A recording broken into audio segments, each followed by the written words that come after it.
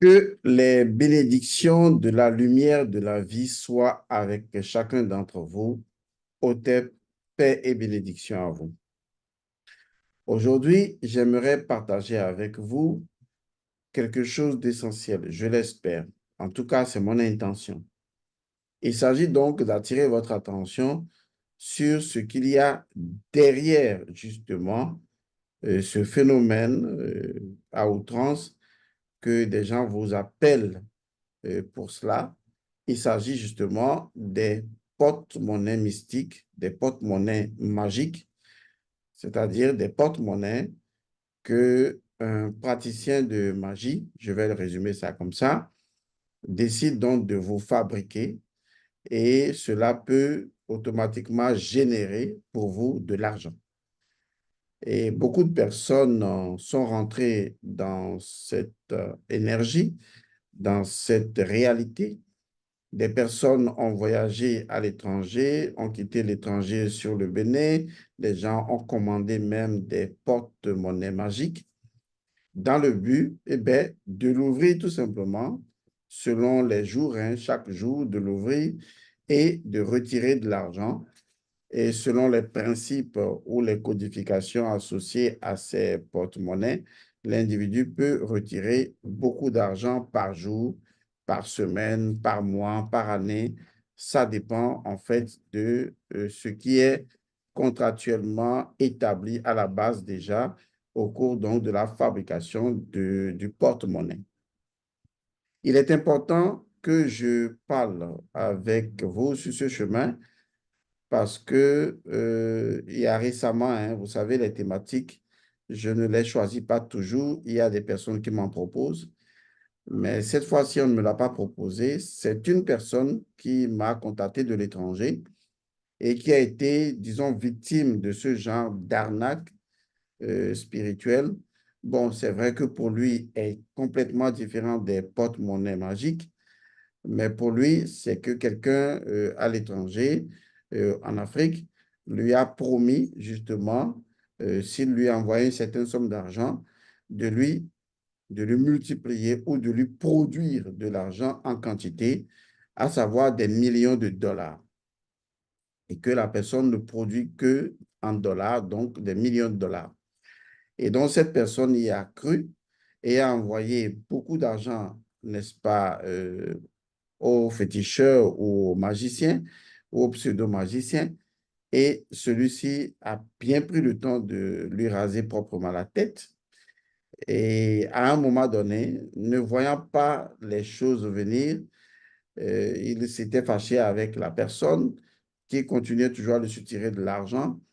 Et finalement, la personne aurait ou a envoyé un colis par DHL. Je résume que le magicien qui lui promet de lui multiplier ou de lui produire de l'argent en dollars, des millions de dollars, avait dit que l'argent viendrait donc par DHL. Et donc ce monsieur, vous savez, quand on est désespéré et quand on est prêt à croire n'importe quoi, on y croit en estimant qu'on est dans la vérité, mais c'est sa vie, c'est son choix, c'est pas à moi de juger, il avait ses raisons. Et donc, il a cru qu'il pouvait recevoir donc des millions de francs CFA donc depuis DHL. Maintenant, ce qui était étonnant pour lui, c'est que le féticheur l'a appelé, lui a dit qu'un colis était arrivé. On lui a fait faire le tracking et il a vu que le colis a pris par plusieurs pays et finalement, le colis est arrivé à destination chez lui. Et une fois le colis arrivé chez lui, le féticheur lui dit de ne pas l'ouvrir, qu'il y a des travaux à faire à distance pour que vous compreniez. Et donc, ça prenait du temps. Le féticheur lui dit qu'il a envoyé un deuxième colis qui a fait le même cheminement hein, et tout, par DHL, bien sûr, je vous le rappelle, et que justement, le deuxième colis est arrivé, ce qui faisait peur à la personne et la personne m'a touché, c'est que ben, voilà que les colis sont arrivés. La personne voudrait me demander, est-ce que si je l'ouvre, je ne serai pas en face de quelque chose de magique ou magique qui va me plonger dans des trucs? Est-ce que cette histoire est vraie, etc. Donc, quand la personne m'a contacté, je lui ai dit, écoute, ça est arrivé à plusieurs personnes, même à des gens que je connaissais très bien que j'estimais avoir une certaine intellectualité, mais que ces personnes ont été complètement prises au piège de cette forme d'arnaque, identique à son arnaque, mais que je suis sûr que ces colis ne contenaient rien autre que peut-être des journaux, parce que c'est ce que les gens envoient à d'autres personnes. Mais de l'argent, je ne pense pas, parce que DHL scanne d'ailleurs les colis et je ne pense pas qu'on lui enverrait des millions de dollars à travers DHL. Mais lui, il voulait être rassuré spirituellement. Et donc, je lui ai dit comment il devait procéder et donc de me tenir au courant. Et finalement, il y a 2 jours ou 3, je me rappelle plus trop, il a ouvert donc les colis une fois revenu de service. Et dans les colis, il y avait justement des chemises, pantalons pourris, chemises pourries, sales, et puantes. Et il a ouvert, il m'a envoyé des images, des captures d'écran. Et j'ai dit, ben voilà, c'est ce que je te disais. Et donc, il a pris conscience. Vous savez, des fois, la prise de conscience, c'est douloureuse, mais efficace quand on est confronté à la réalité, parce qu'au dernier moment, on y croit encore. Et il a pu réaliser que, bon, c'était vraiment une arnaque et tout ça. Et il n'avait que ses yeux pour regretter et dire qu'il en a envoyé suffisamment d'argent. Alors, ceci m'a amené justement à parler, non pas de son cas, hein, qui est purement et simplement de l'arnaque. Je ne sais pas comment je me rappelle plus trop de comment les Nigériens appelaient ça, le Front 19, quelque chose comme ça. Et il y en a eu plusieurs cas, hein, des mallettes diplomatiques, tous ces cas-là, on les connaît, où les gens vous demandent d'envoyer de l'argent. Il y a un produit qu'il faut acheter pour nettoyer les billets. Chacun fait son truc. On vous fait des démonstrations à distance ou même en présentiel. Et les gens ont été dupés dans cette recherche de gains faciles, de l'argent facile, sans se poser d'autres formes de questions. Mais lorsque je parle de porte-monnaie magique, je parle carrément d'une autre réalité. Et quand je parle d'une autre réalité, on va être très sérieux en y parlant parce que ici, il s'agit d'une dimension mystique qui est mise en exergue et qui est véritablement utilisée, une forme de magie qui est vraiment utilisée pour pouvoir produire ce que nous appelons donc de l'argent. Je le répète, il ne s'agit pas d'une arnaque à dessous, comme dans le cas de cette personne. Ici, il s'agit d'une autre forme d'arnaque qui est fondamentalement spirituelle et qui est vraiment magique et qui, naturellement, est plus dangereuse et vraiment a des dégâts énormes. Mais encore faut-il que les gens comme vous qui suiviez ma chaîne, vous compreniez le mécanisme de ce qu'on appelle les porte-monnaies magiques. J'ai décidé donc d'en parler, de faire quelques épisodes sur la question et de vous amener à la connaissance vraie de comment les choses se passent et vous préparer à décider par vous-même de ce que vous voulez ou de ce que vous ne voulez pas. Parce que je ne suis pas là pour interdire quelque chose à quelqu'un. Les gens, quoi que vous dites, hein, ils font ce qu'ils veulent, mais j'ai la responsabilité de porter à leur attention la connaissance qui leur permettra de savoir vraiment quel choix faire. Je respecte la souveraineté des gens et je ne veux pas être un donneur de leçons ni imposer mon point de vue qui n'est pas un point de vue, puisque j'exprime des principes premiers. Je ne veux pas les imposer à qui que ce soit, mais chacun fera son choix. Alors, première question. Est-ce que les affaires de porte-monnaie magique sont réelles? Quand je dis réelles, est-ce que les gens arrivent vraiment par un procédé magique, mystique, à fabriquer des porte-monnaies qui produisent instantanément de l'argent qu'il faut dépenser régulièrement? Est-ce que ce phénomène existe vraiment? Ou c'est une forme d'arnaque à dessous qui n'a rien à voir avec le côté mystique, magique des faits? Pour être vrai, véridique avec vous, les histoires de porte-monnaie magique, malheureusement, mystiquement, sont vraies. Ça veut dire, et je le précise, qu'il existe vraiment des procédés magiques qui font partie purement et simplement de la magie obscure et qui permettent justement à une personne d'avoir, que ce soit une mallette, que ce soit un porte-monnaie, que ce soit un élément qui est capable de lui fournir, d'accord? Parce que produire de l'argent, bon, on ne va pas discuter les mots, mais qui est capable de lui fournir, de lui transmettre, de lui acheminer de l'argent. Des personnes ont été vraiment en contact avec ces porte-monnaies magiques. Même si vous n'avez pas été en contact avec ces porte-monnaies magiques, laissez-moi vous dire que ces porte-monnaies magiques existent vraiment. C'est-à-dire que une personne peut prendre un porte-monnaie, faire donc des rituels mystiques autour ou avec ce porte-monnaie, appeler des forces spirituelles avec ce porte-monnaie et vous le remettre et vous dire ce que vous devez dire ou ce que vous devez faire, respectant les règles de façon régulière et donc en l'ouvrant à chaque fois ou à chaque journée ou à chaque semaine, à chaque mois ou à chaque année, vous aurez une quantité d'argent que vous avez souhaité. Ceci est vrai, existe réel et c'est un procédé de magie. Je crois que j'ai répondu bel et bien à la question. Maintenant, l'autre question devrait être justement de savoir comment une telle chose est possible. Une telle chose est possible, premièrement, parce qu'il existe toujours un principe premier qui rend la chose possible.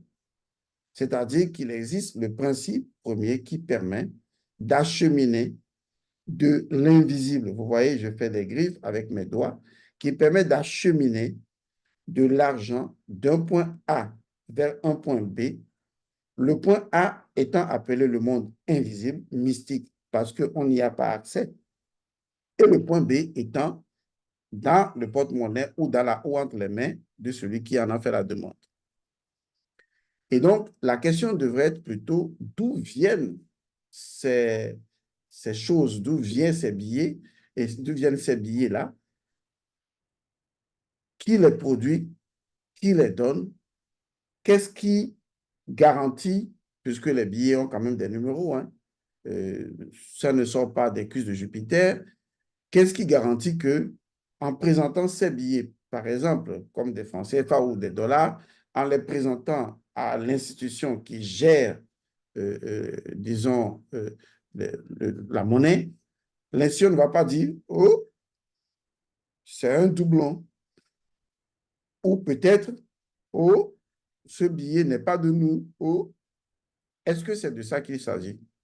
Je vous assure, pour les gens qui sont vraiment experts dans cette arnaque spirituelle, vous comprendrez pourquoi je l'appelle arnaque spirituelle. Pour des gens qui sont experts dans cette arnaque spirituelle, mais qui a un fond magique vérifié, vérifiable, vous verrez qu'en fait, quand vous prenez les billets, vous pouvez aller les contrôler. Je vous garantis que ce sont des billets authentiques. Mais la question, et c'est dans ce que je vais parler de ça dans cette première partie, c'est que d'où viennent justement, naturellement, ces billets.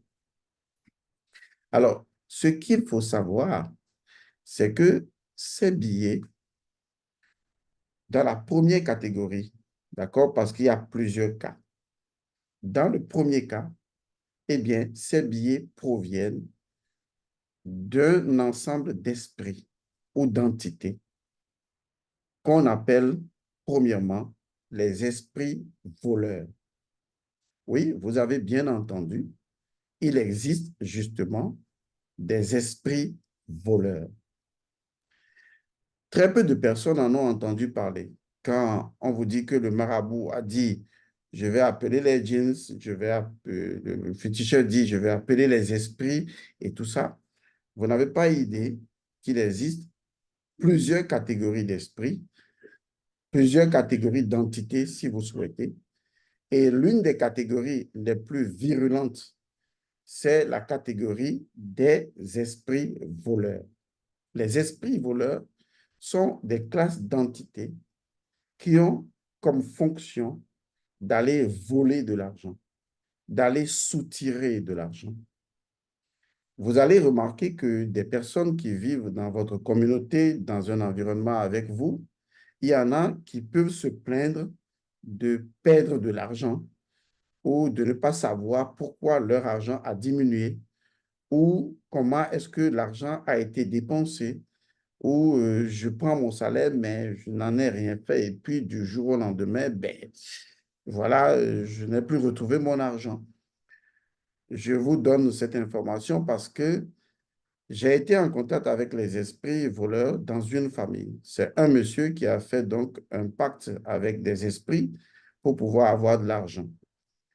Et ce qu'il a remarqué dans la maison dans laquelle il se trouvait et qui était une maison en location, une chambre en location, dans la maison, il y avait plusieurs locataires, c'est que lui, tous les matins, il avait sur sa table, là, pour lui, c'était sur la table, il avait sur la table de l'argent et il en avait tout le temps. Et il pouvait même avoir de la nourriture. Je vous dis bien de la nourriture parce que en ma présence, nous avons demandé aux esprits de nous apporter un plat de telle nourriture. Et cela se faisait donc avec une fille vierge. Naturellement, je ne vais pas vous expliquer le procédé, ça là, c'est beaucoup plus complexe. Et donc, la personne, d'un seul coup, dit, bon, allez derrière la maison et on prenait n'importe quelle nourriture. Vous pouvez commander n'importe quelle nourriture complexe. Eh bien, on vous le donnait dans les 1, 2 ou 3 minutes qui suivaient. Et donc, ce monsieur avait la capacité de retrouver de l'argent sur sa table tous les matins parce que les esprits déposaient une certaine somme d'argent. Pas extraordinairement beaucoup, mais en ce temps, c'était quand même intéressant. Et donc, au fur et à mesure, puisque moi, j'ai été sollicité à la fin, puisqu'il y a eu justement des problèmes, au fur et à mesure, et donc, il y a eu des remarques dans la maison. Telle personne perdait de l'argent dans sa chambre, donc les locataires avaient commencé à se plaindre parce qu'ils perdaient beaucoup d'argent. Et lui, il avait toujours de l'argent, mais il n'avait pas fait le lien. Mais il avait commencé à faire le lien lorsque, justement, sa propre femme avait commencé à perdre de l'argent. Bon, je vous épargne ce qui s'est passé après, les conséquences et la raison pour laquelle on m'a appelé et ce qui a été fait. Je voudrais juste vous dire que ces esprits voleurs existent et font partie des premières catégories des esprits qui sont utilisés par ces magiciens qui vous proposent des porte-monnaies magiques parce que justement, ces esprits voleurs ont la capacité d'aller soutirer de l'argent un peu partout à des personnes, soit à des personnes avec lesquelles ces entités ont déjà des contrats, soit avec des personnes qui ont ce que j'appellerais des déséquilibres spirituels et donc qui dépensent leur argent n'importe comment ou qui sont possédés par d'autres formes d'esprit et donc ne savent pas ce qu'ils font avec leur argent, ou carrément, ces personnes prennent de l'argent d'un endroit A et vous les apportent à un endroit B. Mais ce ne sont pas ces entités qui vont fabriquer les billets. Non, ces entités ne fabriquent pas les billets. Ces entités ne font que aller les prendre, les déplacer dans le même environnement, les déplacer d'un point A vers un point B. Ces entités sont largement utilisées, beaucoup utilisées dans beaucoup de cas. On les appelle les esprits voleurs. Donc, ils prennent l'argent de quelqu'un d'autre et viennent remplir votre porte-monnaie. D'ailleurs, la raison se justifie puisque vous devez dépenser l'argent rapidement dans une période de temps qui est bien précise et justement pour pouvoir en avoir. Or, l'argent que vous dépensez est encore les mêmes sommes, même si ce n'est pas les mêmes numéros, c'est les mêmes sommes qui sont récupérées dans la dépense et qui reviennent encore dans votre porte-monnaie. Et ça, il faut en être conscient. En réalité, pour être plus pratique, c'est que ces esprits voleurs se jouent de vous, se moquent de vous. D'ailleurs, la nature des esprits maléfiques, des esprits négatifs, c'est de se jouer des hommes, c'est de se moquer des hommes. Mais pour quelle raison les esprits feraient cela? Il y a une chose que nous avons que les esprits n'ont pas et que les esprits recherchent toujours et rechercheront toujours. Que vous le vouliez ou pas, ça fait partie de ce qui justifie les possessions les dérangements spirituels, les déséquilibres spirituels, il y a quelque chose que nous avons que les esprits veulent forcément avoir. Un corps physique, doté notamment d'une énergie sexuelle. Ce que nous avons de plus que la plupart des entités spirituelles des esprits, c'est le corps physique. Toute énergie veut se matérialiser et donc avoir un réceptacle, ce qui n'est pas le cas des esprits la plupart du temps. Et ces esprits ont besoin de vivre dans l'environnement physique, de profiter de l'homme, parce que l'homme possède les quatre entités, de profiter d'un aspect de l'homme et de jouir à travers l'humain. Et donc, cette prérogative-là, on peut dire de façon métaphysique que Dieu ne l'a pas donnée aux esprits. Et ce qui fait que l'homme a quelque chose toujours de plus que les esprits et le reste supérieur. Et donc, les esprits veulent toujours un corps. Toujours un corps. Et ce que les esprits cherchent forcément dans un corps, c'est l'énergie sexuelle. Ça n'a pas un rapport direct avec la sexualité pure et simple. C'est vrai que c'est lié à cela. Mais l'énergie sexuelle est également une énergie de création. Il faut le comprendre. Donc, dans ce premier épisode, je voudrais partager avec vous le fait que les porte-monnaies mystiques, magiques existent vraiment. C'est des porte-monnaies qui sont un peu comme des portails, des micro-portails qui permettent de fournir de l'argent, de prendre de l'argent d'un point A vers un point B. Ce point A est indéterminé parce qu'il est invisible, mais en fait, il est carrément visible puisqu'il relève du domaine des esprits. Première catégorie d'esprits, des esprits voleurs qui vont chercher, n'est-ce pas, les billets chez d'autres personnes qui peuvent les perdre parce que ces personnes font déjà l'objet de problèmes spirituels et donc où ces problèmes spirituels sont créés à ces personnes pour perdre de l'argent, lesquels agents vous recevez et donc ces esprits, en fait, partagent avec vous ce qu'ils sont en train de faire. Mais c'est vous qui avez demandé ce contrat. C'est vous qui avez demandé ce pacte. Là où se trouve l'arnaque, c'est que ces entités-là, bizarrement, n'ont rien perdu. Vous voyez, ce sont des entités menteuses. Elles ne perdent rien, en fait. Elles ne font que déplacer les choses. Mais en contrepartie, elles sont obligées de vous prendre quelque chose. Et c'est ça l'arnaque. C'est comme si quelqu'un il vous fait rien réellement, et mais lui, il prend des choses chez vous. Et c'est vraiment ça le problème. Mais on va en venir. Ce qui m'intéresse prioritairement, c'est vous tenir au courant de ce premier mécanisme des esprits voleurs existants. D'abord, ces esprits voleurs sont utilisés de façon courante, hein, pas forcément par rapport au porte-monnaie magique, mais de façon courante sont utilisés pour faire perdre de l'argent à d'autres personnes. Et donc, généralement, quand on dit faire perdre de l'argent, ça a une connotation bien précise. Et donc, ces esprits existent, on les invoque, on les prend, on les maîtrise. Parce que le rôle d'un magicien, c'est de maîtriser autant d'esprits possible et de les envoyer en mission pour exécuter des ordres. Et donc, ces esprits sont utilisés. On utilise également des esprits des morts, des défunts qui doivent quelque chose. On les utilise également. On utilise donc leur âme piégée pour aller accomplir des sobres besognes. Ça fait partie de ce que je me tue à vous expliquer souvent, à savoir que ce dont les gens ont plus besoin, ce sont de vos âmes que les gens veulent. Parce qu'une fois que vos âmes sont piégées par des contrats, même après votre mort, on peut s'en servir pour faire des choses les plus innommables. Et donc, dans ce premier épisode, vous avez donc compris ce qu'il en est. Maintenant, pour finir le tableau, je voudrais vous rappeler qu'il y a une personne sur les réseaux sociaux, et je le dis encore, qui utilise mon nom et prénom pour pouvoir vous arnaquer. Cette personne vous demande de l'argent sur Facebook. Elmancio Godson, depuis que vous le connaissez, ne vous demande jamais de l'argent sur Facebook, ce qui veut dire que c'est mort. Vous dites non en même temps. Et si vous tapez Elmancio Godson sur Facebook, vous allez voir qu'il y a plusieurs Elmancio Godson. Ce qui, en fait, devrait déjà vous alerter sur le fait que, attention, je ne dois pas me lancer aussi facilement. Encore que vous n'avez pas accès à un numéro, ce qui est encore plus inquiétant. Par contre, si vous allez sur WhatsApp et Telegram, vous verrez toujours mon numéro. Mon numéro, c'est plus 228 99 99 93 93. Je l'ai toujours répété. Mais quand quelqu'un vous écrit sur Telegram et que vous n'avez pas accès à son numéro et la personne se fait passer pour elle, Monsieur Godson, ne lui répondez pas. Ou si vous lui répondez, demandez que la personne vous fasse un appel vidéo pour se justifier ou vous fasse des audios. Trouvez les moyens de débusquer la personne. Mais ne lui envoyez pas systématiquement de l'argent en disant que c'est Godson qui m'a écrit. Et vous verrez que la personne fait preuve d'une agressivité. C'est comme si la personne vous oblige à dire, je vous fournis les informations, donnez-moi de l'argent. Ce n'est pas le procédé d'Elman, M. Godson, vous devez faire attention. D'ailleurs, depuis que nous avons commencé à annoncer la chose, la personne est déroutée. La personne va utiliser d'autres profils comme celui de Mario. Mais là, c'est encore mal barré parce que les gens n'envoient pas de l'argent à Mario.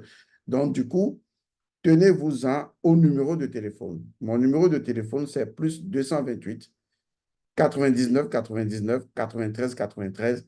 C'est mon numéro WhatsApp et mon numéro Telegram, les seuls réseaux sur lesquels je peux vous informer pour des envois d'argent. Et si vous n'avez pas accès à un numéro sur WhatsApp ou Telegram, alors ne vous investissez pas dedans ou carrément demandez un appel vidéo. Si vous ne voyez pas ce numéro de Godson,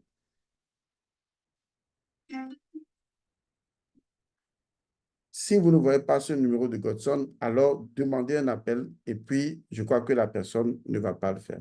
Je vous informe pour que vous soyez juste en alerte, pour que vous soyez vigilant et que vous dénonciez même ces types de personnes au fur et à mesure.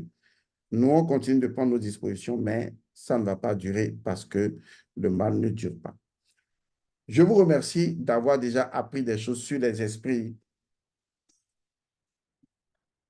Je vous remercie d'avoir déjà appris des choses sur les esprits voleurs. Je vous retrouve dans une autre capsule pour l'épisode numéro 2, parler d'autres catégories d'esprits et de comment ça fonctionne. Paix et bénédiction à vous. Merci.